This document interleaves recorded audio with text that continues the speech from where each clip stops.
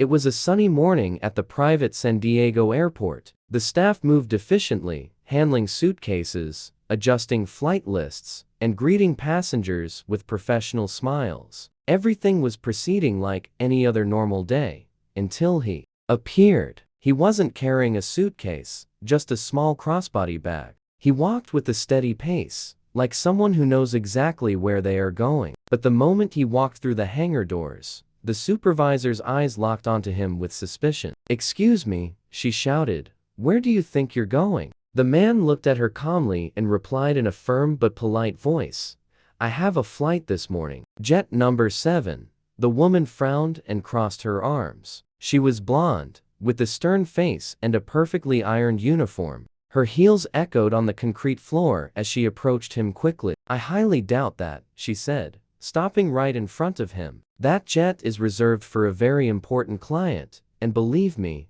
you don't look like that type of client." The man raised an eyebrow, not bothering to defend himself immediately. His gaze was serene, like someone who has heard that kind of comment too many times in his life. "Have you checked my name?" "I don't need to," she retorted, clicking her tongue. "I just need to look at you. Don't waste my time. We don't allow gawkers or curious onlookers here." Some of the hangar employees stopped, looking uncomfortable. One of them, a young mechanic, made a move to intervene, but the supervisor's sharp glare froze him in place. "You might be making a mistake," the man said, still calm. "I just want to board the jet I have reserved. Could you please check the passenger list?" She let out a dry laugh. "Please, do you really think I'm going to believe you? Look, whatever you're looking for here, leave before I have to call security. I'm telling you I have a scheduled flight. I'm just asking you to check. You know what? I don't have to put up with this." "Security!" she yelled, turning to one of the nearby guards. "This man is causing trouble." A burly guard approached, looking confusedly at the man. "What's the problem, ma'am?" "This individual is trying to sneak onto a private jet. He's not authorized." "That's not true," the man intervened, still without raising his voice. "I have a reservation. Jet number 7. The guard hesitated. Something about the man's attitude didn't fit the profile of an intruder. But the supervisor insisted. "What part don't you understand?" She snapped at the guard. "Are you going to do your job or not?" "Sir, could you show me some identification?" the guard asked, almost in an attempt to calm the waters. "Why don't you ask all the passengers for that?" the man replied, looking directly at him. "Or do you only do it with people who look like me?" The silence was thick. The guard cleared his throat, uncomfortable. The supervisor, however, didn't budge an inch. "Don't give me that victim narrative," she blurted out, visibly annoyed. "This has nothing to do with your skin color. It has to do with protocol." "Protocol," the man repeated, almost with a smile. "Since when does protocol include prejudging people? Look, I'm not interested in arguing with you. Leave now, or you'll be removed by force. Are you completely sure about what you're doing?" the man insisted. "Don't you want to take a moment to verify?" "I'm fed up," she screamed out. The atmosphere had become so tense that even some passengers waiting nearby began to record with their phones. The scene was awkward, almost surreal. "I'm just waiting for you to realize your mistake," the man said, taking a step back without resisting. "But it's clear you're not going to listen. You have no idea who you're dealing with," she said with contempt. "And believe me, you're not going to like what comes next." "I hope so," he murmured, taking out his phone. "Because it's time for someone to come and restore order here." The supervisor let out an incredulous laugh. "Are you going to call your cousin or your TikTok lawyer?" The man ignored the comment and dialed a number. He spoke briefly to someone in a low voice. No one knew what he said exactly, but his face never lost its calm. "Now what?" she asked, crossing her arms. "Are you going to call the press and cry on social media?" "I don't need that," he said. "I just needed you to show who you really are." The guard took a step forward. "Mrs. Martinez, maybe we should shut up," she interrupted. "You're here to follow orders too, aren't you? This is getting out of control," a flight attendant muttered softly in the background. "She can't talk to him like that, not to the passenger or the staff. He's not a passenger, he's a fraud," the supervisor yelled, losing her composure. Or has everyone here gone crazy? You know what's said. The man said, addressing her. You don't even need to know my name to treat me with respect. She scoffed with a dismissive gesture. Oh, please. Enough with the drama. This is not your place. It never will be.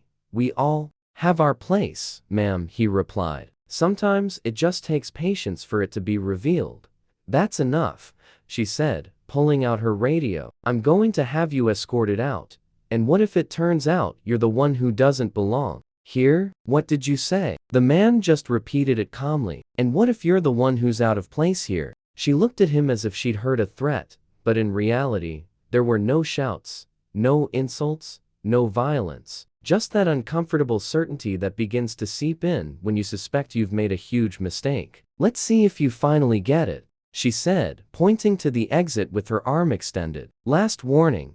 But just then, a murmur swept through the hangar. Some employees were looking toward the back. The pilot of jet number 7 had just appeared at the entrance. He was walking quickly, accompanied by a flight attendant and another crew member. The supervisor didn't see them at first. She was still focused on imposing her authority on the man who, without moving, slowly put his phone away. And then, everything started to change. The sound of the pilot's firm footsteps broke the tension like a clap of thunder. The supervisor turned, annoyed by the interruption, still not understanding what was happening. But her eyes widened in bewilderment when she saw the captain heading directly toward the man she had been trying to kick out just minutes before. Sir, 1,000 apologies for the delay, the pilot said in a respectful voice. Your jet is ready. The crew is already on board, and everything has been prepared according to your specifications.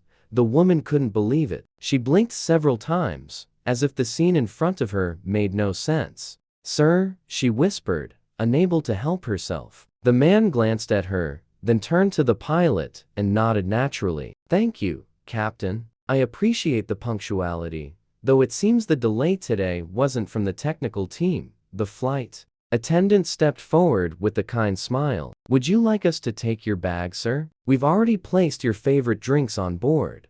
The silence that followed was thick, like a bubble about to burst. Everyone present watched in disbelief. The supervisor took a step back, confused, as if her legs had lost their strength. Are you the owner of Jet 7? She asked, barely audible. He took a second before answering. He looked around. All eyes were on him. The cell phone cameras were still recording. And then, in a firm voice, without anger, just with truth, he said, Yes, I am the owner of this jet, and also the CEO of the company that operates it. The woman's face completely contorted. It went from contempt to disbelief in a matter of seconds. She took another step back, and her tone changed instantly. Sir, I didn't know. It was a misunderstanding. It wasn't a misunderstanding, he interrupted her without raising his voice. It was prejudice. It was racism. It was an abuse of power. You knew what you were doing. You just didn't expect it to backfire.